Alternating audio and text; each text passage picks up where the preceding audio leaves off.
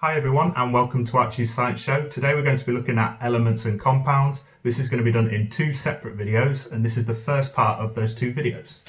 The first thing we need to know is that everything is made of atoms, and that means everything. So all humans are made of atoms, my t-shirt is made of atoms, my glasses are made of atoms, the air is made of atoms, this fork as well.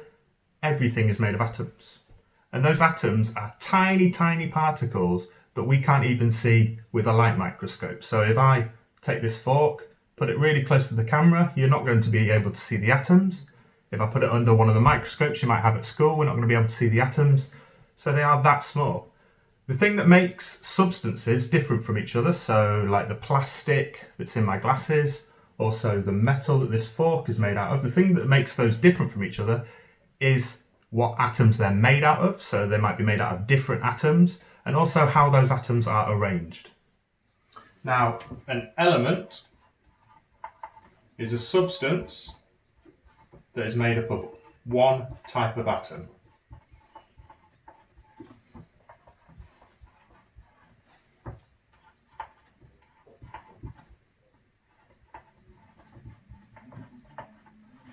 There are probably some elements that you know, such as oxygen, or helium, or gold. So, for example, a gold necklace is just made up of trillions and trillions of gold atoms. I can make a model of this using some balls of plasticine, which are all the same colour. Each one represents a gold atom. Okay, so I'm just going to put those balls of plasticine on my whiteboard and label them. Gold atoms. And the reason those gold atoms are touching is because they're in a solid, and we all know that the particles in solids are touching. Okay? All the elements can be found on the periodic table, which I'll show you now. I'll put up a picture. There are 94 different elements that can be found naturally on Earth. So there's basically 94 different types of atoms. So if we were going to use models like this, there would be 94 different colours we would need. And everything on Earth is made up of these atoms, just joined together in different ways and arranged in different ways.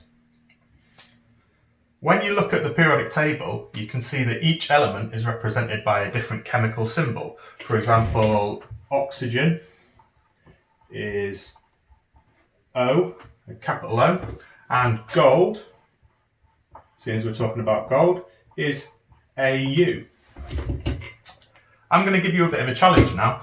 So I'm going to name a few different elements, and when you put their symbols together, they're going to make a word. So for example, if I said calcium and nitrogen, the symbols would be Ca for calcium and N for nitrogen. So that would make the word can. So here's your list of elements. They are helium, lithium, cobalt, platinum, and erbium. So what you'll need to do is Google the periodic table to help you, and then work out what word that spells out with the chemical symbols. So pause the video now and see if you can work it out. So, did you get it? The symbols are He for helium, Li for lithium, Co for cobalt, Pt for platinum, and Er for erbium. So it spells out helicopter. Now, you may be looking at that word and thinking that looks a bit weird with all those capital letters in strange places, but it's important that when we write the chemical symbols, we get the capitals in the right place. So the symbol for oxygen is easy because it's just a capital O. But if you write a symbol that's more than one letter, you need to make sure that only the first letter is capital. So AU with a capital A and a lowercase u, that's correct. But if you did capital A, capital U, that would be wrong, because that would actually technically be two elements. If you did lowercase a, capital U, that would be wrong. And if you did them both as lowercase, that would be wrong. So just make sure when you're writing chemical symbols that you write them correctly with only one capital letter. The first letter should be capital. So let's go back to our model of gold.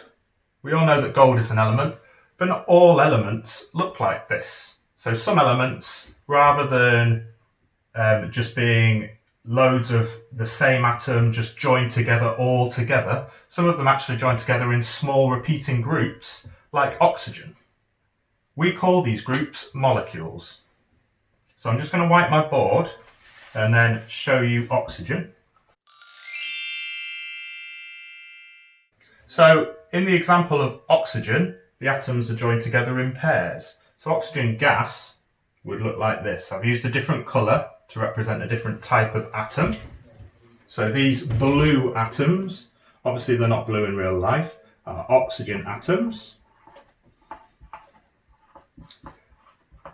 And these pairs of atoms are called molecules. So if I was to draw a circle around one of these, it would be an oxygen molecule. And what you'll notice about these oxygen molecules is that they're all separate, because oxygen at room temperature is normally a gas. So the particles or the molecules are separate. Okay? And the formula for oxygen is O2. And you can see that makes sense because the atoms of oxygen hang around in pairs. Okay? So oxygen molecule is represented by O2. When you're writing these formulae, you need to make sure that the 2 is in the correct place, or whatever number it might be. So for example, this would be wrong. Having it O squared would also be wrong. You need to make sure it's a little 2 that's just slightly hanging below the line. Now, this oxygen, just because it has molecules where the oxygen atoms are in pairs, doesn't mean it's not an element. It's still an element, okay, because it's made up of only one type of atom. As you can see, that's our definition of an element. So oxygen is still an element, even though it's arranged slightly differently to something like gold. Elements are not the only type of substances, so we've also got compounds. Now I'm just going to wipe my board again. So a compound is a substance that is made up of atoms of 2 or more elements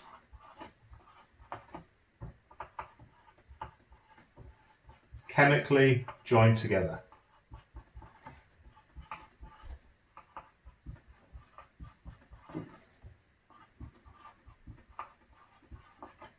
So just to repeat that, a compound is a substance that is made up of atoms of 2 or more elements that are chemically joined together. For example, water is a compound because it's made up of hydrogen and oxygen atoms. I can make a model of water like this. So each oxygen atom in water is joined to 2 hydrogen atoms. So the oxygen atoms I'm going to keep as blue, and the hydrogen atoms are going to be represented in purple. So there's 2 molecules of water, and there's a 3rd molecule of water. Okay. You might also notice that as well as using purple for my hydrogen atoms, I've also made them a lot smaller. And that is because in real life, atoms have different sizes, and hydrogen atoms are the smallest of all the atoms. Okay. You're probably aware of the chemical formula for water, and the chemical formula for water is H2O. Okay. Remember where the numbers go in chemical formulae.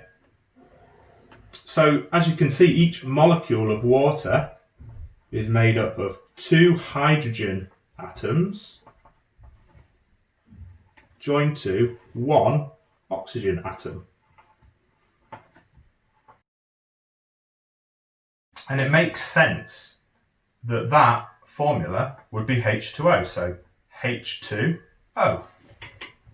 So a glass of water will be made up of trillions and trillions of these repeating groups of atoms, and we call these groups molecules. So let's write the definition for molecules down.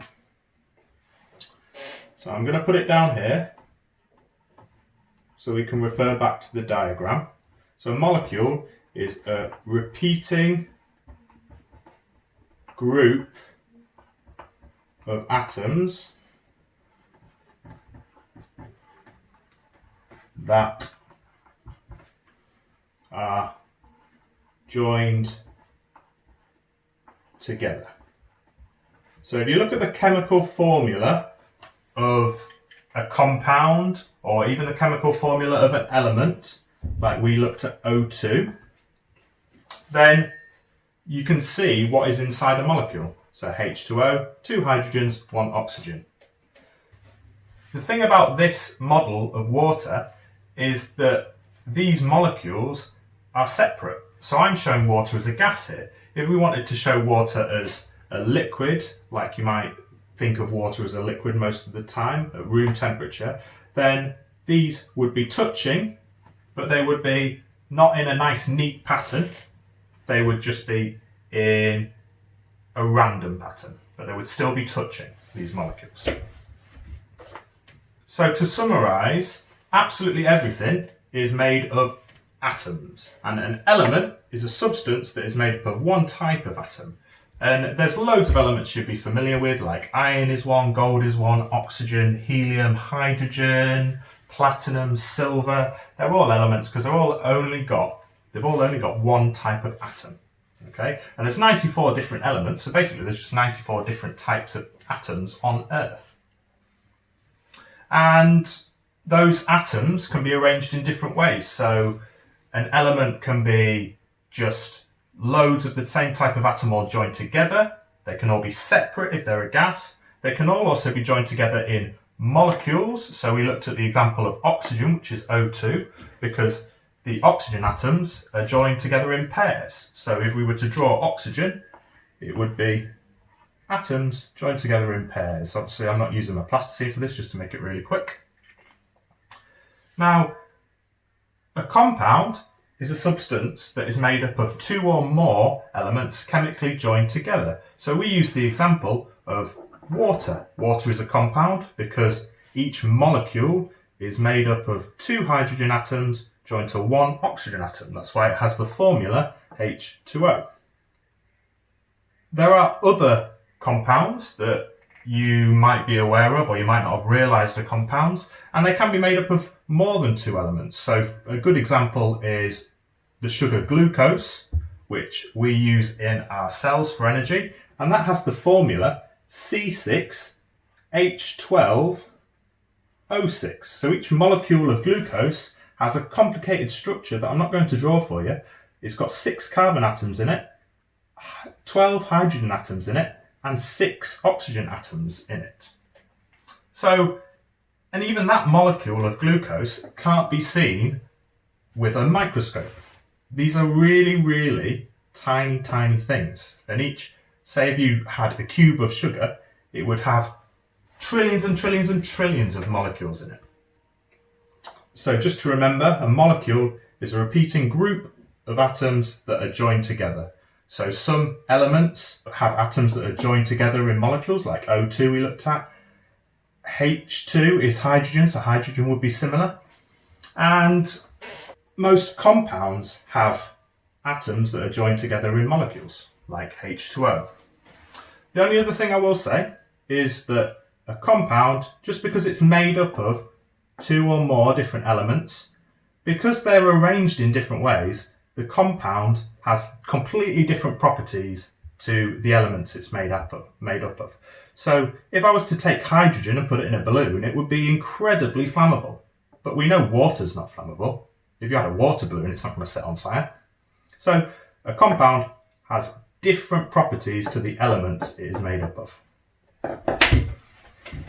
That's all from me for this week. I hope you're all staying safe, and I hope you're all finding some fun and enjoyment at this time. I'm personally looking forward to the football restarting, so hope you are too, and I hope you have a lovely week.